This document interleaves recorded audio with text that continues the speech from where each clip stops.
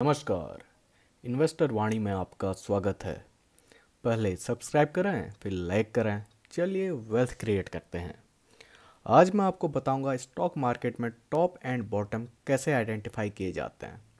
Stock market में एक कहावत है, in most cases cash does not get converted into stocks at market bottoms, just as stocks does not get converted into cash at the tops.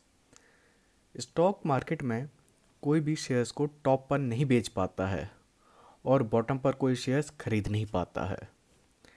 Stock market के tops और bottom catch करने का कोई full proof method नहीं है, क्योंकि इन turning points को identify करना जितना स्किल का मामला है उतना ही चांस का भी है। मार्केट के टॉप्स एंड बॉटम बिजनेस के फंडामेंटल्स के साथ साथ मार्केट पार्टिसिपेंट्स के इमोशंस पर भी डिपेंड करते हैं। फोरकास्ट करना मुश्किल काम है और ये सब्जेक्टिव मैटर है। मार्केट में बॉटम या टॉप प्रेडिक्ट करने से ज़्यादा ज़रूरी है कि इन्वेस्टर का सही तरीके से पार्टिसिपेट करना। ये ज़रूरी नहीं है कि इन्वेस्टर मार्केट के एग्जैक्ट बॉटम पर खरीदे या टॉप पर बेचे, बल्कि ज़्यादा इम्पॉर्टेंट है कि वो major part of the journey में इन्वेस्टेड रहे, जिससे उसके आउटसाइज्ड इन्वेस्टमेंट गेंस हो जाए और बड़ा मुनाफा कमा पाए। स्टॉक मार्केट सिर्फ प्रॉफिटेबल इन्वेस्टमेंट अपॉर्चुनिटीज़ के बारे में नहीं है, बल्कि प्रॉफिट को मैक्सिमाइज करने के बारे में भी है। वैल्यूएशंस के अलावा मार्केट में सेलर और बायर के डिसीजन को अफेक्ट करने वाले फैक्टर्स भी होते हैं। कभी कभी सेलर को अपने स्टॉक्स बेचने से खुद को रोकना पड़ता है, क्योंकि उसको लगता है कि प्राइसेस और बढ़ेंगी, और वहीं कभी बायर बाय नहीं करता क्योंकि उसको लगता है कि प्राइसेस और गिरेंगी, क्योंकि मार्केट वैल्यूएशन पर चलता है, भली ओवर वैल्यूएशन हो या अंडर वैल्यूएशन। इस वजह से हर इन्वेस्टर को ये समझना चाहिए कि मार्केट टॉप्स और बॉटम्स कैसे बनते हैं, चाहे उन्हें एक्यूरेटली पिन पॉइंट करना कितना भी मुश्किल क्यों ना हो। स्टॉक्स को उसके फेयर वैल्यू पर खरीदना या बेचना के दो ड्रॉबैक्स हो सकते हैं। पहला है एजम्पशन और दूसरा है मार्केट के इमोशंस। फेयर वैल्यू कैलकुलेट करने के लिए जो एजम्पशंस लिए जाते हैं वो मूविंग नंबर्स पर बेस्ड होते हैं, जो कि रैपिड और सडन चेंज के सब्जेक्ट होते हैं। स्टॉक प्राइस सिर्फ फंडामेंटल्स पर नहीं बल्कि मार्केट पार्टिसिपेंट्स के परसेप्शन और इमोशंस पर भी डिपेंड करता है। स्टॉक के इंट्रिंसिक वैल्यू को फाइनेंशियल नंबर के बेसिस पर कंप्यूट करना इजी होता है, लेकिन मार्केट सेंटिमेंट्स का इकोनॉमिक नंबर देना मुश्किल होता है, क्योंकि ये हर पल चेंज होते रहता है। ये दोनों फैक्टर्स इंश्योर करते हैं कि प्राइसेस ज़्यादातर टाइम स्टॉक से अलग रहती हैं। बुल रन में प्राइस ज़्यादा पावरफुल तरीके से बढ़ता है, स्पेशली एंड के टाइम जब मार्केट टॉप पर होता है, लेकिन फॉल उतना पेनफुल नहीं होता है जितना लोग सोचते हैं। ज़्यादातर इन्वेस्टर लेट स्टेज पर मार्केट में पार्टिसिपेट करने आते हैं, जब बुल मार्केट की कहानी ऑलमोस्ट ओवर हो चुकी होती है। यही इन्वेस्टर का रिस्क बढ़ाता है और गिरते मार्केट में शेयर्स खरीदने लग जाते हैं। इसका एक रीज़न ये हो सकता है कि नया लो बना रहा स्टॉक खरीदना तो आसान होता है, लेकिन नए हाई पर स्टॉक्स को खरीदना मुश्किल होता है। इसलिए गिरते हुए मार्केट में ज़्यादातर इन्वेस्टर खरीदते हैं और लॉस देखते हैं अपने इन्वेस्टमेंट पे। बुल मार्केट में स्टॉक्स 20%, 50% और कभी कभी 100 गुना तक बढ़ सकते हैं। जब मार्केट गिरता है हाई क्वालिटी लीडर्स 50-60% गिरते हैं, जबकि लो क्वालिटी के स्टॉक्स 80 से 95% तक गिरते हैं और कभी कभी 100% तक भी गिर जाते हैं।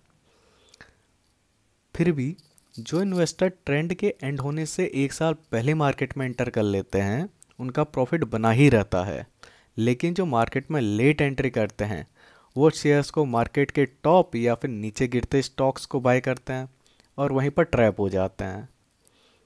एक इन्वेस्टर पुराने मल्टीबैगर स्टॉक्स को हर डिप पर बाय करने की कोशिश करता है और ये एज्यूम करता है कि वही स्टॉक फिर से मल्टीबैगर बनेगा, पर ऐसा होता नहीं है, क्योंकि मार्केट में हर नए बुल रन के साथ नए लीडर्स आते हैं और पुराने लीडर्स ज़्यादा नहीं बढ़ पाते हैं।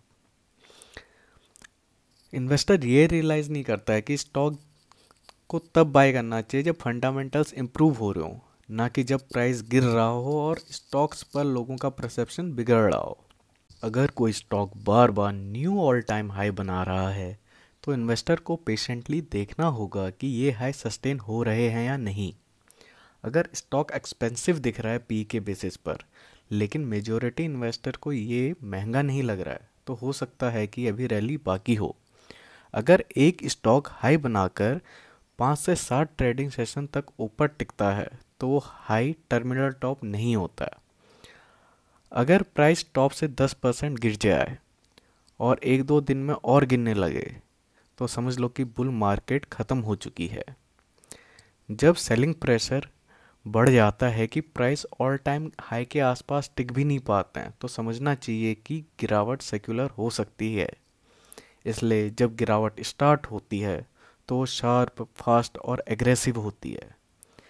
जब स्टॉक प्राइसेस गिरते हैं तो और ज़्यादा गिरने लगते हैं, क्योंकि लेवरेज्ड प्लेयर्स जो उधार लेकर स्टॉक्स खरीदते हैं उनको मार्जिन कॉल फेस करनी होती है। एक चेन रिएक्शन शुरू हो जाती है गिरावट में, और एग्जिस्टिंग पार्टिसिपेंट्स अपने शेयर्स बेचने लगते हैं जो उन्होंने सिर्फ शॉर्ट टर्म पर फाइनेंस किए होते हैं खरीदने के लिए। पैनिक बढ़ता है और एक वाटरफॉल की तरह स्टॉक्स के प्राइस नीचे गिरते हैं, एकदम शार्प नीचे खाइयों में गिर जाता है। एक इंटेलिजेंट इन्वेस्टर को पैसा कमाने में इंटरेस्टेड है तो उसको उन कंपनीज के स्टॉक्स को बाय करना चाहिए जो एक्चुअल वैल्यू से कम प्राइस पर मिल रहे हैं। अगर प्राइस गिर रहा है तो बिना पैनिक हुए लॉजिकली सोचना चाहिए कि ऐसा क्यों हो रहा है। ज़्यादातर लोग बिना सोचे समझे गिरावट में सेल करने लग जाते हैं, जो कि गलत अप्रोच है। मार्केट के एक्सपेक्टेशंस और रियलिटी में डिफरेंस होता है। जब प्राइसेस बढ़ रही होती हैं तब एक्चुअल रिजल्ट्स अच्छे दिखते हैं, पर जब गिर रही होती है तब रियलिटी और एक्सपेक्टेशंस मिसमैच होने लग जाती है। मार्केट टॉस बनाता है पर उसको एक्यूरेटली प्रिडिक्ट करना मुश्किल होता है। इसका मतलब ये नहीं है कि इन्वेस्टर को लॉन्ग टर्म टारगेट नहीं रखने चाहिए। अच्छे इन्वेस्टर वो होते हैं जो बिजनेस के फंडामेंटल्स को समझकर लॉन्ग टर्म डिसीजंस लेते हैं, न कि शॉर्ट टर्म में इमोशंस पर रिएक्ट करके। टॉप्स और बॉटम फंडामेंटल एट्रीब्यूट से नहीं बल्कि इन्वेस्टर के इमोशंस से बनते हैं। इंट्रिंसिक वैल्यू मेजर करने के मेथड्स हैं, पर क्राउड के इमोशंस को मेजर करने का कोई भी एक्यूरेट तरीका नहीं है और मुश्किल है। प्राइस डिस्कवरी के वक्त इमोशंस का रोल कभी कभी 60% तक हो सकता है। इम्पॉर्टेंट पॉइंट ये है कि सिर्फ लॉन्ग टर्म के लिए कोई भी रीजन्स एप्लीकेबल नहीं होते हैं। इंटरमीडिएट टॉप्स का भी टाइम आ सकता है जो कि इजीली डिकोड नहीं किए जा सकते हैं। एक एक्सपेंसिव स्टॉक जो बुल मार्केट को लीड कर रहा है बिना करेक्ट हुए 60% तक ऊपर जा सकता है, कभी कभी 100% तक भी जा सकता है, तो टॉप के करीब आ जाता है। कोई भी फंडामेंटल एनालिस्ट स्टॉक के प्राइस को जस्टिफाई नहीं कर सकता है जो कि पीक के 3 महीने पहले था। स्टॉक हर रोज लॉजिकल हाई तोड़कर नया लाइफ टाइम हाई बना रहा होता है और प्राइसेस पीक पर रहते हुए कुछ ही घंटों में गिर जाता है। ज़्यादातर केसेस में टॉप इंट्राडे प्राइसेस पर बनता है और फिर मार्केट क्लोज होने तक स्टॉक में शार्प करेक्शन दिखता है। अगले दिन प्राइसेस तेज़ी से गिरने लगती हैं। हाई वैल्यूएशंस की वजह से गिरावट इरिवर्सिबल डैमेज करती है जो कि अगले 3 से 4 महीनों तक चलती है। पीक के 3 महीने के बाद का प्राइस स्टॉक के पीक के 3 महीने पहले के प्राइस से मैच करने लग जाता है, क्योंकि स्टॉक वर्टिकली गिर चुका होता है। एक क्लासिक चीज़ जो टॉप्स एंड बॉटम को डिफाइन करती है वो ये है कि टॉप तब भी बन सकता है जब कंपनी अच्छी प्रॉफिट डिक्लेयर कर रही हो और अबव एवरेज ग्रोथ दिखा रही हो। उसी लॉजिक से बॉटम तब भी बन सकता है जब कंपनी लॉस में आ जाए और अपने एग्जिस्टेंस के लिए स्ट्रगल कर रही हो। अब हम बात करेंगे बॉटम्स कैसे बनते हैं। बॉटम फॉर्मेशन का कैरेक्टर और प्राइस मूवमेंट टॉप से बिल्कुल अलग होता है। टॉप क्विकली बन जाते हैं, प्राइजेस तेज़ी से ऊपर जाते हैं और फिर 1 या 2 दिन में शार्पली नीचे आ जाते हैं। लेकिन बॉटम्स बनने की प्रोसेस बहुत स्लो होती है। प्राइसेस कभी दिनों तक, हफ्तों या महीनों तक कंसोलिडेट करते हैं और फिर ऊपर जाने का चांस मिलता है उनको। इस वजह से इन्वेस्टर को बॉटम पर शेयर्स बाय करने का मौका मिलता है, लेकिन टॉप पर कभी भी बेचने का मौका नहीं मिलता है। बॉटम का प्राइस पैटर्न लंबा, टफ और राउंडेड होता है। प्राइसेस धीरे धीरे गिरते हैं और हर परसेंटेज ड्रॉप के साथ मार्केट इक्विलिब्रियम के करीब आते जाता है। तब तक सेलर एग्जॉस्ट हो चुके होते हैं, वॉल्यूम से ड्राई हो जाती हैं और इन्वेस्टर्स का कॉन्फिडेंस लेवल लोवेस्ट पर रहता है और पेसिमिज्म सबसे ज़्यादा होता है। इस वजह से बॉटम्स का वेट करना सबसे सही होता है, क्योंकि प्राइसेस कंसोलिडेट करती हैं और सबको मौका देती है पार्टिसिपेट करने का। लेकिन टॉप के केस में कोई सेकंड चांस नहीं मिलता है। टॉप बनता है और मार्केट नीचे आने लग जाता है, कोई बेच नहीं पाता उस टाइम पे। अगर प्राइसेस कंसोलिडेट करती हैं टॉप पर कुछ दिनों तक, तो टॉप फिर टॉप नहीं होता है, वो और ऊपर जाता है। लेकिन अगर प्राइसेस शार्पली नीचे गिरने लग जाती हैं और एक लंबी बुल रन हो चुकी होती है, तो फिर काफ़ी साल तक नया टॉप बनना मुश्किल हो जाता है किसी भी स्टॉक प्राइसेस के लिए। बॉटम पर वैल्यूएशन सबसे ज़्यादा रिजनेबल होती हैं, क्योंकि prices mostly P ratio, dividend yield या बुक वैल्यू से जस्टिफाई होती हैं। पब्लिक की पार्टिसिपेशन बॉटम पर मिनिमम होती है। लिवरेज बहुत कम या लगभग जीरो के बराबर होता है। मार्केट में वोलाटिलिटी मिनिमम होती है और एक अनईजी करने वाली शांति होती है मार्केट में। बेयर मार्केट में overall macro economic continuously weak numbers दिखाता है और इसी बैकड्रॉप में एक नए बुल रन का जन्म होता है। एक कॉमन कहावत है कि बुल मार्केट में वॉल ऑफ वरी पर क्लाइम किया जाता है। अगर अनएक्सपेक्टेड बैड रिजल्ट्स के बाद भी स्टॉक प्राइसेस नीचे नहीं गिर रहे हैं, तो ये बाइंग का टाइम है। और अगर अनएक्सपेक्टेड गुड रिजल्ट के बाद भी स्टॉक प्राइस ऊपर नहीं जा रहे हैं, तो सिग्नल है कि मार्केट टॉप पे है।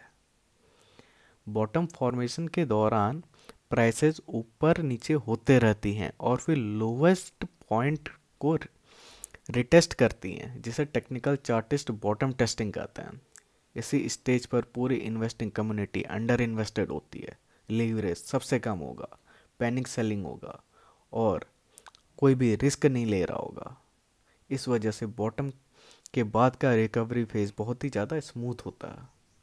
सबसे लोवेस्ट पॉइंट पर शेयर खरीदना एक इन्वेस्टर के लिए ज़रूरी नहीं है पैसे कमाने के लिए। अगर एक स्टॉक अपने लो से 20% या फिर 50% भी ऊपर आ गया है, तो तब भी उसमें इन्वेस्ट करके पैसा बनाया जा सकता है, अगर वो स्टॉक या सेक्टर नया ट्रेंड शुरू कर रहे हो तो। लेकिन अगर कोई सेक्टर या स्टॉक बुल मार्केट का लीडर था, तो इन्वेस्टर को सिर्फ बाउंस बैक के लिए खेलना चाहिए और एक नए ट्रेंड के लिए नहीं खेलना चाहिए, क्योंकि जो स्टॉक पुराने बुल रन का हिस्सा रह चुके होते हैं वो नए ट्रेंड में हिस्सा नहीं लेते हैं और मार्केट में कहीं दूसरी जगह नया ट्रेंड बन रहा होता है। पब्लिक जनरली ऐसे स्टॉक्स को खरीदने के लिए निकलती है जो कि पुराने बुल रन का हिस्सा होते हैं और उनमें जब स्टोरी ख़त्म हो चुकी होती है, क्योंकि उस टाइम पे पीई रेशियो सस्ते लगने लगते हैं। लेकिन समझदार इन्वेस्टर को ऐसा नहीं करना चाहिए। अगर एक बुल मार्केट स्टॉक अपनी पीक से वॉयलेंट गिरावट दिखा चुका है, तो इन्वेस्टर को सिर्फ बाउंस बैक के लिए खेलना चाहिए या फिर उस स्टॉक को अवॉइड कर देना ही बेहतर होता है उसके लिए। रिकवरी फेज में ऐसे कौन से सेक्टर होते हैं जो रिकवरी में हिस्सा लेते हैं और लीड करते हैं? अब हम इसके बारे में जानते हैं। जब मार्केट बॉटम से रिकवर करती है, तो सबसे पहले ऑटो कंपनियां ऊपर आती हैं, क्योंकि कंज्यूमर्स जो अपने व्हीकल परचेज डिले कर रहे होते हैं वो वापस बाय करने लग जाते हैं। दूसरा सेक्टर जो लीड करता है वो है बैंकिंग, क्योंकि पहले लोन्स का नॉन रिकवरी का रिस्क होता है, लेकिन इकोनॉमी जब रिवैम्प होती है तो ये रिस्क कम हो जाता है। जब इकोनॉमिक एक्टिविटी बढ़ती है तो कंपनीज अपना बिजनेस एक्सपेंड करती हैं और नए लोन्स लेती हैं, तो जिससे लैंडिंग एजेंसीज का बिजनेस ग्रो होता है। तो इसमें एनबीएफसी और बैंक्स भी ज्वाइन करते हैं। जब इकोनॉमी और स्ट्रांग होती है तो इंडस्ट्रियल और सिक्लिकल सेक्टर भी ज्वाइन करते हैं, लेकिन एक लैग के साथ, क्योंकि नए कैपेसिटी सेटअप का प्रोसेस तभी शुरू होता है जब पुरानी कैपेसिटीज़ फुली यूटिलाइज हो चुकी होती हैं। इसी तरह स्टॉक मार्केट का और ज्ञान लेने के लिए देखते रहिए इन्वेस्टर वाणी।